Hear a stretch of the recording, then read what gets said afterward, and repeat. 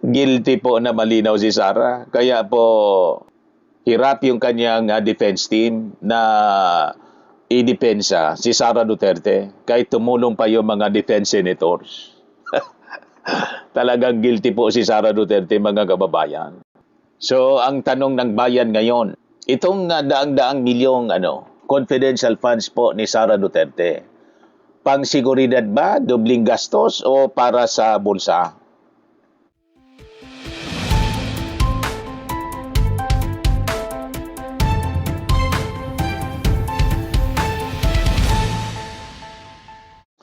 Hello po mga kababayan, si Dante Maravillas. Dito tayo sa mga latest na balita tungkol sa paglustay ni Sara sa kanyang confidential funds.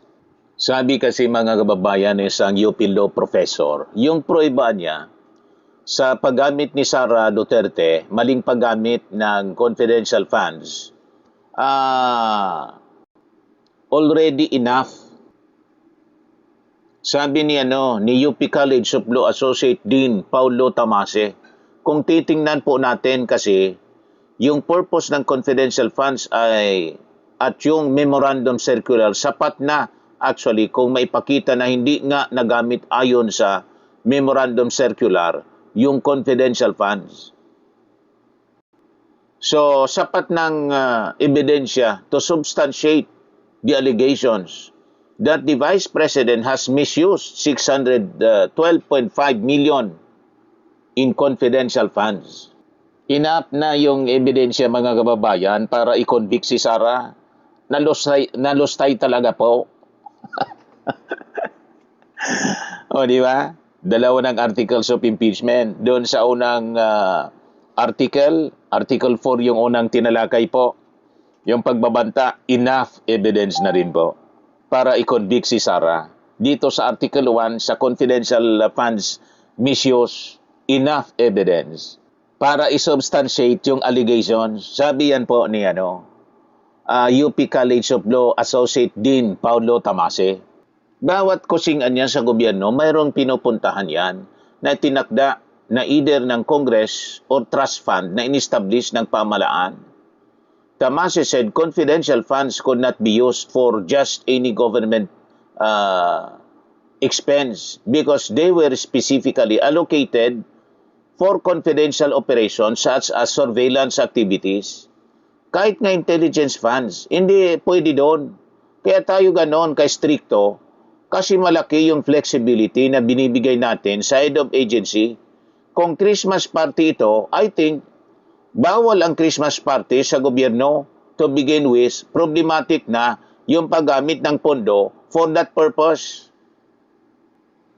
Kailangan din kasing tingnan na kahit payagan paman yung gathering sa gobyerno at gamitin yung public funds for it, definitely yung pera na pang surveillance operations, hindi pwedeng basta ilipat na lang. Basta-basta kahit hindi naman ito personal na pagmamay-ari ng head agency gaya ng Office of the Vice, kasi hindi naman ito personal na pagmamay-ari ng head of agency gaya ng Office of the Vice President. The list included tree planting, Christmas gift giving, Christmas parties, appreciation nights, and medical missions among other activities that were supposedly financed by the Office of the Vice President's confidential allotment. Puro yun po violation mga kababayan at wala pang resibo. Guilty po na malinaw si Sara. Kaya po hirap yung kanyang defense team na idepensa si Sara Duterte kahit tumulong pa yung mga defense senators. Talagang guilty po si Sara Duterte mga kababayan. So ang tanong ng bayan ngayon, itong daang-daang milyong confidential funds po ni Sara Duterte, pang-seguridad ba, dobling gastos o para sa bulsa? Ano tingin ninyo mga kababayan? So hindi po pwedeng gawing magic words ang seguridad para bigyang katwiran po ang daan-daang milyong pisong confidential funds ng Office of the Vice President. Unang-una, may nakatalagang BPSPG na may sariling pondo at mga tao. Kasi alam po ninyo, ang palusot ni Attorney Michael Pua, hindi naman daw aktual sa aktual na Christmas party of gift giving o sa tree planting ginastos, kundi yung surveillance operation para siguruhin na maayos yung Christmas party at saka tree planting. Nag-tree planting ngayon po si Sara Duterte kahapon. May picture si Sara, mga kababayan na nagti-tree planting. So pwede palang gawin na walang confidential funds. Malinaw na palusot lang po, mga kababayan. Ayan, yung pag-tree planting ni Sara, another evidence na pwedeng mag-tree planting mga kababayan pala na walang confidential funds. Di basag yung palusot ni Michael Poa? Ayan si Sara, nag-tree planting. Sabi diyan, BP Sara, nakiisa sa tree planting activity. Saan to? Sa Nunungan, Lanao del Norte. So may bagong ebidensya yung prosecution na babasag sa palusot po ng defense ni Michael Poa na ginamit sa tree plantingan niya sa surveillance. Pahamakan niya talaga itong si Sara Duterte. Pinahamak yung sarili niya sa kaka-tree planting. Di ba? Pinahamak pati yung kanyang defense. So, hindi kailangan po ang surveillance. Mayroon silang sariling mga sundalo at police personnel. May kakayahan, may capability mga kababayan at kagamitan mula sa gobyerno. Di ba?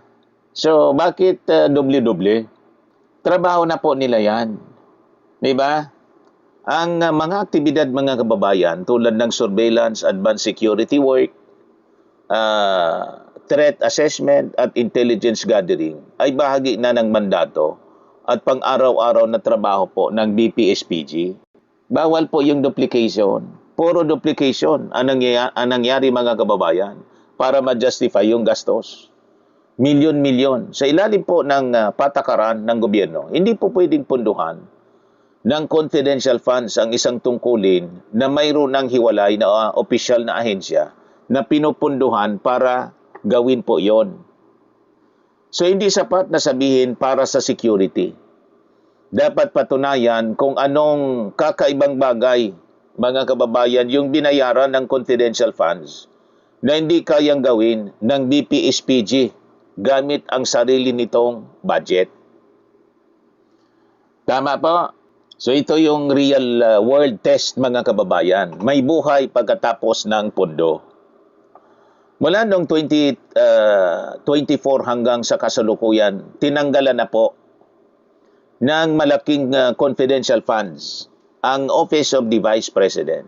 Sa kabila nito, patuloy pa rin nakakaikot, nakakadalo sa mga pampublikong okasyon at nakakapagtrabaho ang Vice President ng ligtas. Nag-tree planting nga po. So, paanong nangyari na nakagawa siya ng tree planting activity?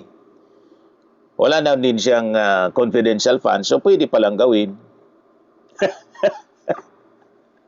So, basag yung kanyang argumento. So, ang patunay, kung talagang hindi siya mapoprotektahan ng walang confidential funds, paano siya nanatiling ligtas ngayon, mga kababayan? Ibig sabihin, ang regular na security setup, ang tunay na nagbabantay mga kababayan sa kanya, hindi ang daan-daang milyong sekretong pondo. So, ito yung karanasan ng nakaraan mga kababayan. Ang mga nakaraang vice-presidente ng Pilipinas ay walang ganito kalaking confidential funds. Nagawa nila ang kanilang tungkulin at naprotektahan sila gamit lamang ang normal at regular na security apparatus na binibigay mga kababayan ng gobyerno. So ano ang mayroon ngayon na nangangailangan ng daan-daang milyong pisong dagdag? So yan ang tanong mga kababayan. And worse, yung paggastos walang resibo. Na dapat po may resibo. So may gwardiya na may pa-misteryong pera pa. Para itong kumuha ang angkan, yung angkan mo mga kababayan, ng mga sikat at armadong security guard para bantayan ang bahay mo. Pero humingi ka pa rin sa pamilya mo ng milyon-milyon pisong pambayad na bawal iresibo para raw sa seguridad mo. So may BPSPG na may personnel pa. Di ba? So may resources, mga kababayan, na para protektahan ang Vice President. Bakit pa kailangan, mga kababayan, bakit kailangan pa ng daan-daang milyong pisong confidential funds para lang sa parihong layunin? So hinahanap ngayon ang malinaw na resibo.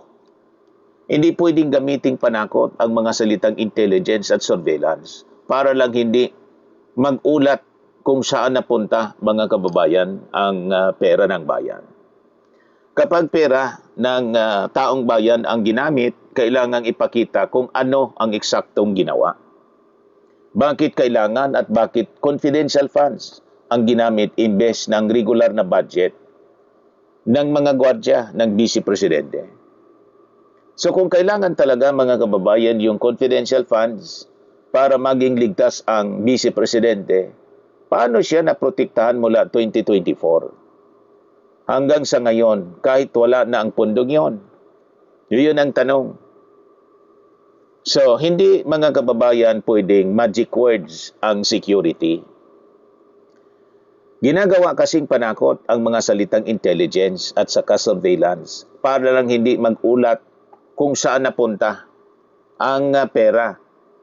Kapag pera ng taong bayan ang ginastos, kailangang ipakita mo kung ano yung ginawa mo. Di ba? Bakit kailangan at bakit confidential funds ang kailangan gamitin? Tama po? Pero, in fairness, sa ngayon, hindi muna natin sasabihin, hindi talaga ginamit sa security po yung pera. Ang mas matibay at tamang tanong na dapat nilang sagutin, mga kababayan, ay ito. Kung para sa security ang pondo, bakit kailangan pa ng dang-daang milyong confidential funds? Para sa trabaho ng trabahong may BSPG na, mga kababayan, na gumagawa at binabayaran na ng bayan. So ang tanong ay hindi, mga kababayan, kung mahalaga talaga ang seguridad ng Vice President. Kasi siyempre, mahalaga din ang seguridad ng Vice Presidente. Ika nga, security is necessary. Pero hindi nangangahulugan, mga kababayan, na every peso labeled confidential was necessary. So ang kailangan, mga kababayan, ay patunayan. Ang kailangan patunayan ay hindi lamang na may security threat, kundi na ang confidential funds ay talagang kailangan. Wasto siyang ginamit at hindi po siya duplication ng trabaho po na pinupunduhan na po ng gobyerno tulad ng kanyang security. Tama po? May security na. Ano pa, mga kababayan? More than 400 personnel po ng Armed Forces at PNP combined ang security ni Sara. So, anong rason para i-charge pa sa confidential funds? Di ba, mga kababayan? Malinaw? Kaya tama po yung sabi ng UP professor. Yung nakita pong mga ebidensya ng maling paggamit ng confidential funds ni Sara ay talagang sufficient na po. Sufficient proof ng maling paggamit ng pondo ng bayan. Sa mga naghanap ng malinis and spacious fitness gym, pumunta lang po kayo sa aming Colossal Fitness Gym. We also offer Grab Car Rental with our brand new 2023 model ng Toyota Innova. We also accept booking for those who are planning to travel via PAL, Cebu Pacific, and other airline companies, local and international, and bills payment for Meralco Bills, PLDT, Aleco Bills, etc. Ang Colossal Fitness Gym is located at 3rd floor Security Bank Building, Landco Business Park, Legazpi City, Albay. For inquiries, look for Chilon Maravillas. Contact number 0966-802-0949. Yan yung aming Innova. Lagi na pong matao sa amin. Pati mga foreigners po, tingnan ninyo. Mga British tourists sila. Ang lalaki ng katawan na, mga kababayan, nag-gym sa amin. Ito naman po, Indian National. Ito mga mga European sila. Ito naman po, Firmax Firming and Lifting Cream. Pinapahid po sa mga pulses in other affected area. Mainam po ito sa mga pains at paninigas na mga kaso-kasuan. Ito po, Automax Radiant Serum. Sa mukha naman yung application. Anti-aging po siya. You will look 10 years younger than your age. Ito naman po yung bagong product naming binibenta online. I am Worldwide Amazing Pure Organic Barley Powdered Drink Mix from Australia. Mainam po siya sa mga cancer patients. At sa mahilig naman po sa choco, I am Worldwide Amazing Choco Barley po para laging healthy yung inyong inumin.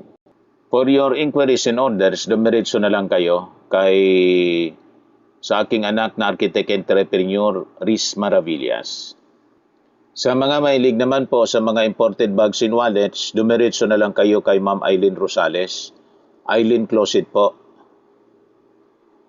Yan po yung kanya mga paninda. Nakabase siya po sa Amerika. Live streaming po niya every Sunday, 7 o'clock in the evening, Philippine time.